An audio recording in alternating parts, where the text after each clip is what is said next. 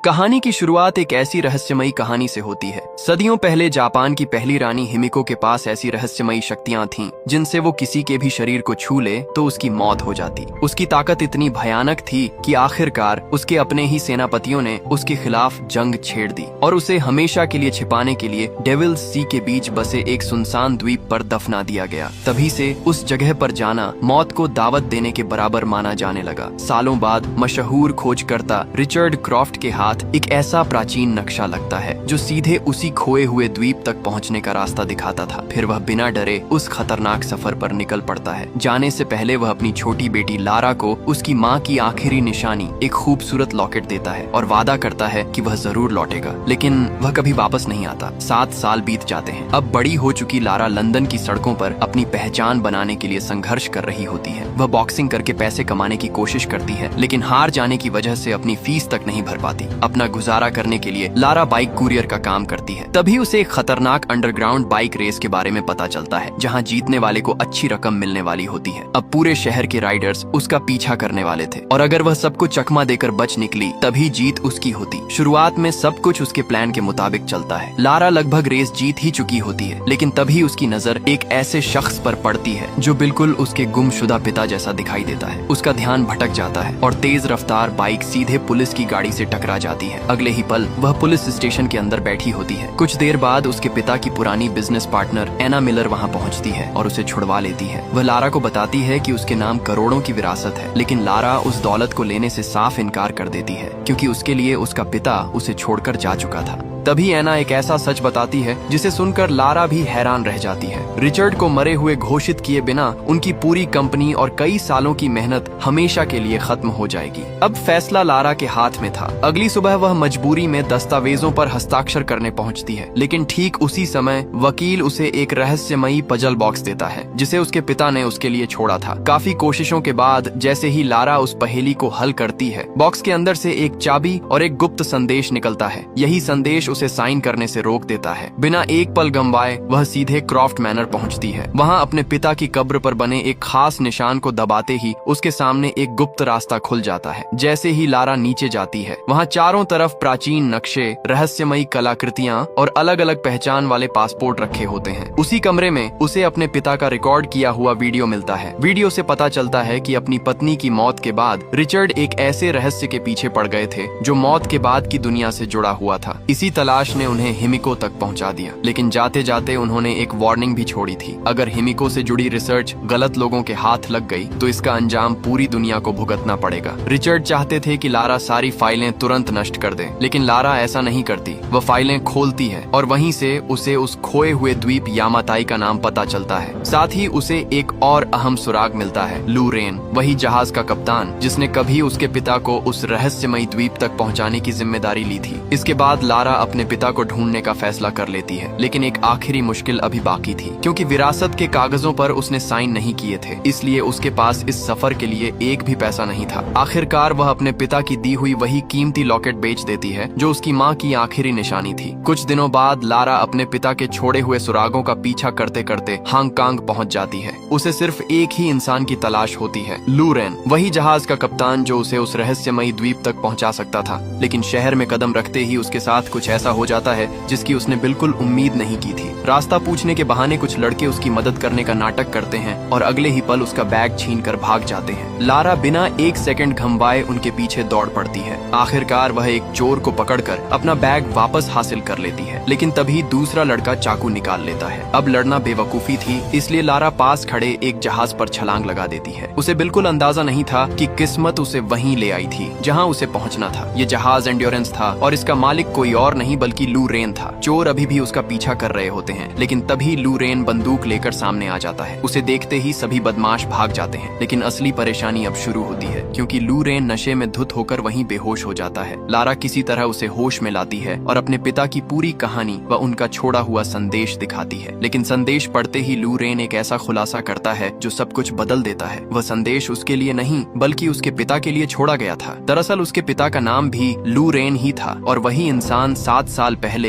Richard craft के साथ उस रहस्यमयी यात्रा पर गया था जहां से दोनों कभी लौटकर नहीं आए। इसके बाद दोनों रिचर्ड की डायरी में बने अजीब चिन्हों को समझने की कोशिश करते हैं। जो साधारण निशान लग रहे थे वे असल में घड़ी की सुइयां थीं, जिनमें यामाताई द्वीप की असली लोकेशन छिपी हुई थी, लेकिन वहां जाने की हिम्मत किसी में नहीं थी। लू रेन साफ मना कर देता है। वह बताता है कि डेविल्स सी में जाने वाला शायद ही कभी जिंदा लौटता है, लेकिन लारा हार मानने वालों में से नहीं थी। वह उसे अच्छी रकम देने की पेशकश करती है। कुछ पल सोचने के बाद आखिरकार वह इस खतरनाक सफर के लिए तैयार हो जाता है। कुछ ही देर बाद दोनों जहाज लेकर समुद्र की ओर निकल पड़ते हैं। रास्ते में लारा अपने पिता की रिसर्च पढ़ती है। तभी उसे पता चलता है कि हिमिको की कब्र तक पहुंचना लगभग नामुमकिन है। और सबसे डरावनी बात, रिचर्ड ने अपनी डायरी में एक गुप्त संगठन ट्रिनिटी का भी जिक्र किया था। एक ऐसा संगठन जो हिमिको की शक्तियां हासिल करके पूरी दुनिया पर राज करना चाहता था। अब सवाल सिर्फ खजाने का नहीं था। अगर ट्रिनिटी कामयाब हो गई तो पूरी दुनिया खतरे में पड़ जाएगी। समुद्र के बीच सफर करते हुए लारा के मन में भी एक सवाल उठता है, क्या उसके पिता सच की तलाश कर रहे थे या फिर यह रहस्य उन्हें पागल बना चुका था? लेकिन जवाब मिलने से पहले ही अचानक समुद्र में भयंकर तूफान आ जाता है। विशाल लहरें जहाज को खिलौने की तरह उछालने लगती हैं। लू रेन पूरी ताकत से जहाज संभालने की कोशिश करता है, लेकिन हालात उसके हाथ से निकल चुके थे। वह लारा को तुरंत जहाज छोड़ने के लिए कहता है, लेकिन तभी लारा को याद आता है कि उसके पिता की डायरी अभी भी अंदर रह गई है। वह अपनी जान की परवाह किए बिना वापस जहाज के अंदर दौड़ पड़ती है। अचानक एक विशाल लहर पूरे जहाज को 2 टुकड़ों में तोड़ देती है। लू रेन समुद्र में बह जाता है और लारा किसी तरह किनारे तक पहुंच जाती है। जब उसे होश आता है तो चारों तरफ अजीब सन्नाटा होता है, लेकिन तभी उसे दूर कुछ रहस्यमयी लोग दिखाई देते हैं। वह कुछ समझ पाती उससे पहले ही कोई पीछे से उसके सिर पर वार कर देता है और अगले ही पल उसकी आंखों के सामने अंधेरा छा जाता है। जब उसे होश आता है तो वह खुद को एक तंबू के अंदर कैद पाती है। उसके सामने बैठा होता है एक रहस्यमयी आदमी, मैथियस वोगेल। लारा अपना बैग उठाने की कोशिश करती है, लेकिन वोगेल उसे रोक देता है। वह मुस्कुराते हुए बताता है कि वह पहले ही उसके बैग की तलाशी ले चुका है। फिर वह रिचर्ड की डायरी उसके सामने रख देता है और एक ऐसी बात कहता है जिसे सुनकर लारा के पैरों तले जमीन खिसक जाती है। वोगेल बताता है कि वह रिचर्ड क्रॉफ्ट को अच्छी तरह जानता था। रिचर्ड पहले भी इस द्वीप पर आया था, लेकिन उसने हिमिको की कब्र खोजने में उसकी मदद करने से इनकार कर दिया था। और फिर वोगेल बिना किसी पछतावे के स्वीकार करता है कि रिचर्ड क्रॉफ्ट को उसी ने अपने हाथों से मार डाला था। ये सुनते ही लारा पूरी तरह टूट जाती है, लेकिन उसका सबसे बड़ा झटका अभी बाकी था। तंबू से बाहर निकलते ही चारों तरफ हथियारबंद सैनिक, कैद किए गए मासूम लोग और पहाड़ों को उड़ाने वाले विस्फोट। अब साफ हो चुका था कि यह कोई साधारण अभियान नहीं था। ट्रिनिटी पूरे द्वीप को खोद डालना चाहती थी, सिर्फ हिमिको की कब्र तक पहुंचने के लिए। इसी बीच लारा को भी कैद कर लिया जाता है। वहीं उसकी नजर लू रेन पर पड़ती है, जो जिंदा तो था लेकिन बाकी कैदियों की तरह जबरदस्ती मजदूरी करने पर मजबूर था। अब दोनों समझ चुके थे कि इस द्वीप से बचकर निकलना आसान नहीं होगा। और तभी लारा लू रेन को सच्चाई बताती है। वोगेल ने उसके पिता की हत्या की थी। लारा के शब्द सुनते ही लू रेन की आंखों में गुस्सा भर जाता है। फिर वह एक और चौंकाने वाला सच बताता है। वोगेल ने सिर्फ रिचर्ड क्रॉफ्ट ही नहीं बल्कि उसके पिता की भी हत्या की थी। अब यह लड़ाई सिर्फ लारा की नहीं रही थी, दोनों का दुश्मन एक ही इंसान था। इसी बीच सभी कैदियों को एक नई खुदाई वाली जगह पर ले जाया जाता है। रिचर्ड की डायरी में छिपे सुरागों की मदद से वोगेल आखिरकार उस जगह तक पहुंच चुका था जहां हिमिको की कब्र का प्रवेश द्वार होने का शक था। सैकड़ों कैदियों से दिन रात खुदाई करवाई जा रही थी। तभी लगातार काम करते करते एक बूढ़ा आदमी थक कर गिर पड़ता है। गार्ड उसे उठने का आदेश देता है, लेकिन जब वह उठ नहीं पाता तो लारा और लू रेन उसकी मदद करने की कोशिश करते हैं। अगले ही पल वोगेल बिना एक पल सोचे उस बूढ़े आदमी को सबके सामने गोली मार देता है। तभी लू रेन अपना आपा खो बैठता है। वह एक गार्ड पर टूट पड़ता है और पूरे कैंप में अफरा तफरी मच जाती है। इसी मौके का फायदा उठाकर वह लारा को भागने का इशारा करता है और लारा घने जंगल की तरफ दौड़ पड़ती है। पीछे लू रेन अकेला सैनिकों से लड़ता रहता है ताकि लारा जितनी दूर हो सके निकल जाए, लेकिन तभी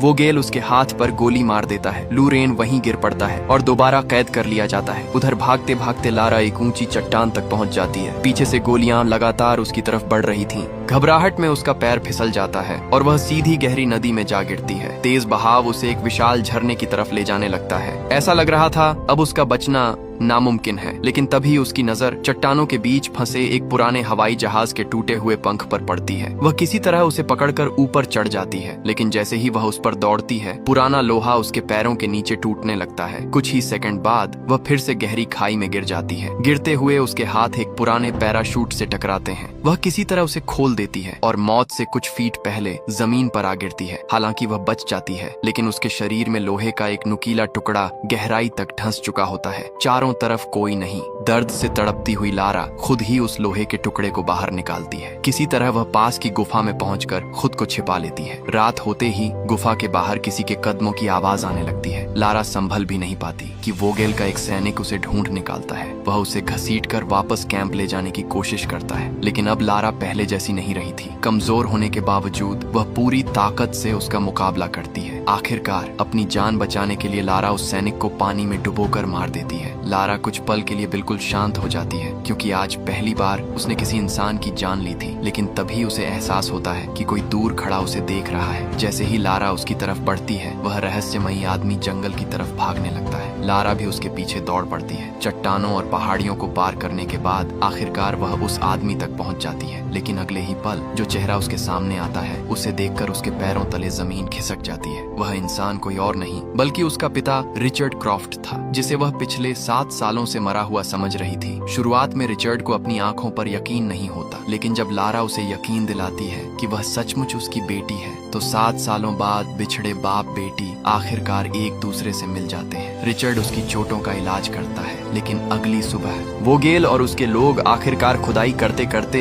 हिमिको की कब्र का प्रवेश द्वार खोज निकालते हैं। वोगेल तुरंत ट्रिनिटी से संपर्क करता है और बताता है कि उनका मिशन आखिरी चरण में पहुंच चुका है। इधर लारा के होश में आते ही रिचर्ड उसे अपनी सबसे बड़ी सच्चाई बताता है। वह कहता है कि उसे छोड़कर जाना उसकी जिंदगी का सबसे मुश्किल फैसला था, लेकिन अगर वह यहाँ नहीं रुकता तो ट्रिनिटी बहुत पहले ही हिमिको की कब्र तक पहुंच चुकी होती। वह इतने सालों से सिर्फ एक काम कर रहा था, इस रहस्य को दुनिया से छिपा कर रखना। फिर वह लारा से पूछता है क्या उसने उसकी सारी रिसर्च नष्ट कर दी थी। लारा सच बता देती है कि उसने ऐसा नहीं किया। यह सुनते ही रिचर्ड का चेहरा बदल जाता है। उसे समझ आ जाता है कि जिस डायरी को लारा अपने साथ लाई थी, उसी की वजह से वोगेल कब्र तक पहुंच पाया। लारा बताती है कि उसने यह सब सिर्फ अपने पिता को ढूंढने के लिए किया था, लेकिन अब बहुत देर हो चुकी थी। रिचर्ड चेतावनी देता है अगर हिमिको की कब्र खुल गई तो पूरी दुनिया ऐसी तबाही देखेगी जिसकी किसी ने कल्पना भी नहीं की होगी। लारा एक नया प्लान बनाती है। अगर वोगेल का सैटेलाइट फोन मिल जाए तो बाहर की दुनिया से संपर्क किया जा सकता है। रिचर्ड को लगता है कि अब कुछ नहीं हो सकता, लेकिन लारा उसे उसी की सिखाई हुई बात याद दिलाती है, कभी हार मत मानो। बस यही बात रिचर्ड के अंदर भी उम्मीद जगा देती है। अब लारा अकेले ही वोगेल के कैंप की तरफ निकल पड़ती है, हाथ में धनुष और तीर और दिल में सिर्फ एक मकसद। वह चुपके से दुश्मनों के बीच पहुंच जाती है और सीधे वोगेल के तंबू में घुसकर सैटेलाइट फोन ढूंढने लगती है। लेकिन तभी वोगेल वापस आ जाता है। लारा तुरंत छिप जाती है। कुछ देर तक वोगेल अपनी नाकामी पर गुस्सा निकालता रहता है, क्योंकि कब्र का दरवाजा अभी तक नहीं खुल पाया था। जैसे ही वह बाहर निकलता है, लारा भी चुपचाप तंबू से बाहर आ जाती है। उसी समय उसकी नजर लूरेन और बाकी कैदियों पर पड़ती है। बिना आवाज किए वह अपने धनुष से एक गार्ड को ढेर कर देती है और धीरे से सभी कैदियों से कहती है अब या तो आजादी मिलेगी या फिर मौत।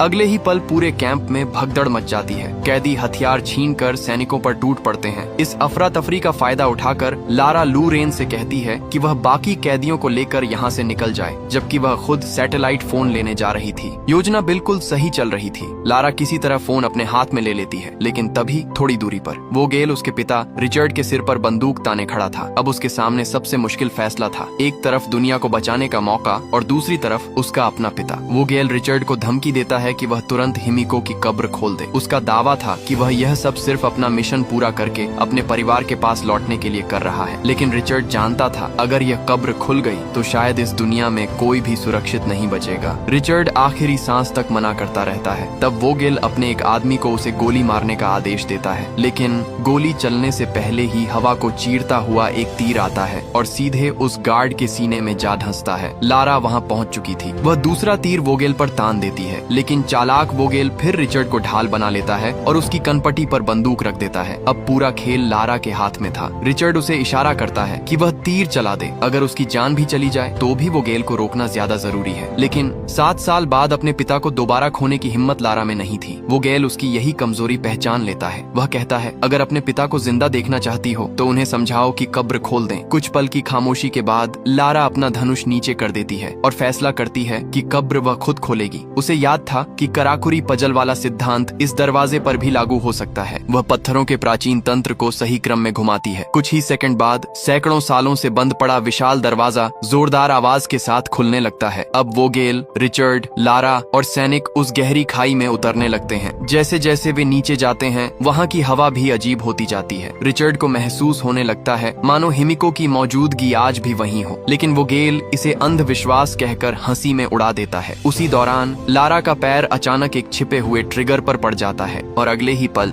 जमीन से नुकीले लोहे के भाले बाहर निकलते हैं। एक सैनिक वहीं तड़प तड़प कर मर जाता है। अब सबको समझ आ चुका था कि यह कब्र सिर्फ छिपाई नहीं गई थी, बल्कि इसे मौत का किला बनाया गया था। कुछ देर बाद वे एक विशाल गड्ढे तक पहुंचते हैं, लेकिन उसके अंदर जो दिखाई देता है उसे देखकर सबकी सांसें थम जाती हैं। पूरा गड्ढा इंसानी कंकालों से भरा पड़ा था। तभी लारा को अपने पिता की डायरी याद आती है। यही था चैज्म ऑफ सोल्स, यानी आत्माओं की खाई। किसी तरह पुरानी सीढ़ी के सहारे सभी उसे पार कर लेते हैं। दूसरी तरफ पहुंचते ही दीवारों पर बने सैकड़ों अजीब चेहरे उनका इंतजार कर रहे थे। यही हिमिको की दूसरी परीक्षा थी। लेकिन इससे पहले कि कोई कुछ समझ पाता, भारी पत्थर के दरवाजे बंद हो जाते हैं और जमीन धीरे धीरे टूटकर नीचे गिरने लगती है। हर गुजरते सेकंड के साथ मौत और करीब आती जा रही थी। तभी लारा की नजर दीवार में बने एक छोटे से छेद पर पड़ती है। उसे समझ आ जाता है कि यह कोई साधारण जाल नहीं बल्कि एक पहेली है। सभी लोग दीवारों में छिपे प्राचीन प्रेयर व्हील्स ढूंढने लगते हैं। हर पहिए पर अलग अलग रंग बने होते हैं, लेकिन कुछ भी काम नहीं करता। उधर जमीन लगातार टूटती जा रही थी। एक पल ऐसा आता है जब लारा खुद भी गहरी खाई में गिरते गिरते बचती है। तभी अचानक उसे पूरी पहेली समझ आ जाती है। राज किसी एक रंग में नहीं था, बल्कि दो रंगों को मिलाने में था, नीला और पीला, जो मिलकर बनाते हैं हरा रंग, जीवन का प्रतीक। जैसे ही सही संयोजन लगाया जाता है, पूरे कमरे का तंत्र सक्रिय हो जाता है। टूटती हुई जमीन रुक जाती है और बंद दरवाजे धीरे धीरे खुलने लगते हैं। मौत से बचने के बाद सभी लोग और भी गहराई में पहुंच जाते हैं। अब वे हिमिको के असली कब्र के बेहद करीब थे। आगे बढ़ते हुए उन्हें दर्जनों कंकाल दिखाई देते हैं, लेकिन ये साधारण लोग नहीं थे। ये थीं हिमिको की वफादार सेविकाएं, जिन्होंने अपनी रानी के साथ मरना स्वीकार कर लिया था ताकि मौत के बाद भी उसकी रक्षा करती रहे। अब सफर की सबसे आखिरी मंजिल उनके सामने आ जाती है। एक विशाल कक्ष जिसके बीचों बीच रखा था हिमिको का ताबूत। रिचर्ड आखिरी बार वोगेल से रुक जाने की विनती करता है, लेकिन अब वोगेल के सिर पर जुनून सवार हो चुका था।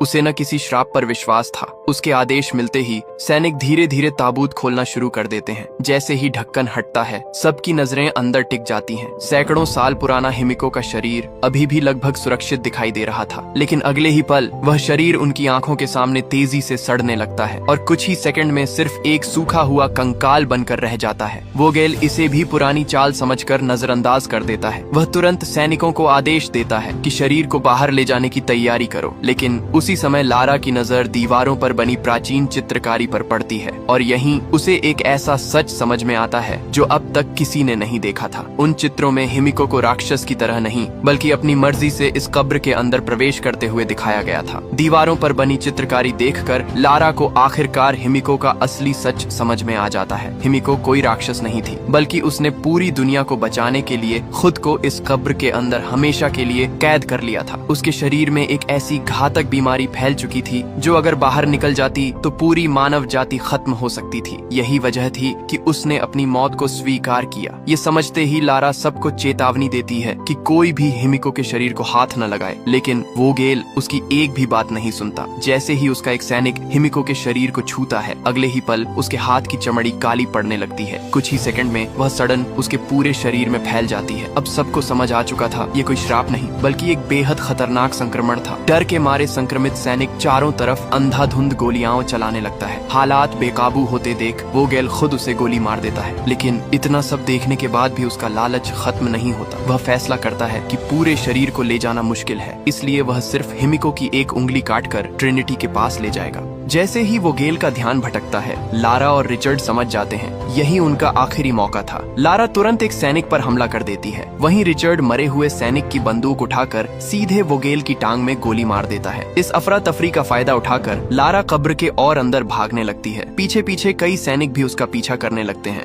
दूसरी तरफ घायल होने के बावजूद वोगेल हिमिको की संक्रमित उंगली लेकर भागने की कोशिश करता है, लेकिन तभी रिचर्ड उसका रास्ता रोक लेता है। वह किसी भी कीमत पर उस संक्रमण को इस द्वीप द्वीप से बाहर नहीं जाने देना चाहता था। कुछ देर बाद वोगेल की बंदूक की गोलियां खत्म हो जाती हैं। अब पहली बार रिचर्ड उस पर भारी पड़ रहा था, लेकिन तभी संक्रमित सैनिक दोबारा उठ खड़ा होता है और सीधे रिचर्ड पर हमला कर देता है। रिचर्ड किसी तरह उसे मार गिराता है, लेकिन इस लड़ाई के दौरान संक्रमण उसके शरीर तक भी पहुंच चुका था। ये महसूस होते ही वह तुरंत अपनी हाथ कसकर बांध देता है ताकि बीमारी कुछ देर धीमी पड़ जाए। उधर लारा सैनिकों से बचती हुई कब्र के अंदर भाग रही होती है। तभी वह एक सैनिक को अपने पीछे आने देती है और उसे एक पुराने जाल तक ले जाती है। जैसे ही सैनिक उसके करीब पहुंचता है, लारा ट्रिगर पर पैर रख देती है। अगले ही पल विशाल नुकीले लकड़ी झूलती हुई आती है और सैनिक को वहीं मौत के घाट उतार देती है। लारा किसी तरह खुद को बचाकर वापस रिचर्ड के पास पहुंचती है, लेकिन जैसे ही उसकी नजर अपने पिता के हाथ पर पड़ती है, उसका दिल बैठ जाता है। संक्रमण अब रिचर्ड तक पहुंच चुका था। रिचर्ड तुरंत उसे अपने पास आने से रोक देता है। वह जानता था अब उसका बचना नामुमकिन है। भारी मन से वह लारा से सिर्फ एक आखिरी वादा मांगता है, वोगेल को किसी भी कीमत पर रोकना होगा। फिर वह अपना आखिरी फैसला सुनाता है। वह यहीं रुकेगा और पूरी कब्र को हमेशा के लिए तबाह कर देगा ताकि यह संक्रमण दोबारा कभी दुनिया तक न पहुंच सके। ये सुनकर लारा पूरी तरह टूट जाती है। 7 सालों तक अपने पिता को खोजने के बाद आज जब वह उसे वापस मिली थी तो किस्मत फिर उसे उससे छीन रही थी। वह बार बार उनसे चलने की विनती करती है, लेकिन रिचर्ड मुस्कुराते हुए मना कर देता है। वह कहता है कि उसे अपनी बेटी पर हमेशा गर्व रहेगा। आज वह वही बहादुर इंसान बन चुकी है जिसकी उसने हमेशा उम्मीद की थी। और यही कहते हुए वह लारा को आखिरी बार अलविदा कह देता है। आंखों में आंसू लिए लारा अपने पिता का मिशन पूरा करने निकल पड़ती है। कुछ ही देर बाद वह वोगेल तक पहुंच जाती है। वोगेल एक सीढ़ी के सहारे चैज्म ऑफ सोल्स पार करके भागने की कोशिश कर रहा था। लारा बिना सोचे उसी सीढ़ी पर छलांग लगा देती है। दोनों के बीच आखिरी और सबसे खतरनाक लड़ाई शुरू हो जाती है। शुरुआत में वोगेल लारा पर भारी पड़ता है। वह उसका गला दबाकर उसे मारने की कोशिश करता है, लेकिन लारा पूरी ताकत से खुद को छुड़ाती है और जोरदार लात मारकर वोगेल का संतुलन बिगाड़ देती है। सीढ़ी नीचे गिर जाती है और वोगेल वहीं फंस जाता है। गुस्से में पागल होकर वह पिकैक्स उठाकर पूरी ताकत से लारा पर हमला कर देता है, लेकिन तभी पूरी कब्र जोरदार धमाकों से हिलने लगती है। रिचर्ड अपना आखिरी बलिदान दे चुका था। धमाकों से पैदा हुई अफरा तफरी का फायदा उठाकर लारा तुरंत हिमिको की संक्रमित उंगली वाला बैग छीन लेती है और अगले ही पल वह जबरदस्ती वह संक्रमित उंगली वोगेल के मुंह में ठूंस देती है। कुछ ही सेकंड में संक्रमण उसके पूरे शरीर में फैलने लगता है। दर्द से चीखता हुआ वोगेल संतुलन खो देता है। लारा आखिरी जोरदार लात मारती है और वोगेल हमेशा के लिए चैज्म ऑफ सोल्स की गहराई में गिर जाता है। लेकिन खतरा अभी खत्म नहीं हुआ था। पूरी कब्र तेजी से ढाने लगती है। लारा पूरी रफ्तार से बाहर की तरफ दौड़ती है। एक जगह उसे विशाल खाई पार करनी पड़ती है। वह अपनी पिकैक्स दीवार में गाड़कर किसी तरह खुद को संभालती है और आखिरी सेकंड में बाहर निकल आती है। पीछे पूरा मकबरा हमेशा के लिए मलबे में दफन हो जाता है। बाहर लूरेन और बाकी लोग लगातार लारा को खोज रहे होते हैं। तभी मलबे के बीच से लारा बाहर निकलती दिखाई देती है। लूरेन तुरंत उसे बाहर खींच लेता है, लेकिन उसकी आंखों में देखते ही समझ जाता है रिचर्ड अब कभी वापस नहीं आएंगे। कुछ देर बाद ट्रिनिटी का हेलीकॉप्टर वोगेल को लेने वहां पहुंचता है, लेकिन इस बार शिकार और शिकारी की जगह बदल चुकी थी। लारा और बाकी लोग मिलकर पायलटों पर हमला कर देते हैं और उन्हें मजबूर कर देते हैं कि वे सभी को सुरक्षित लंदन वापस ले जाएं। लंदन लौटने के बाद लारा आखिरकार अपने पिता को कानूनी रूप से मृत घोषित कर देती है। अब क्रॉफ्ट होल्डिंग्स की जिम्मेदारी उसके हाथ में आ जाती है और इसी दमदार क्लाइमैक्स के साथ ये फिल्म यहीं खत्म हो जाती है।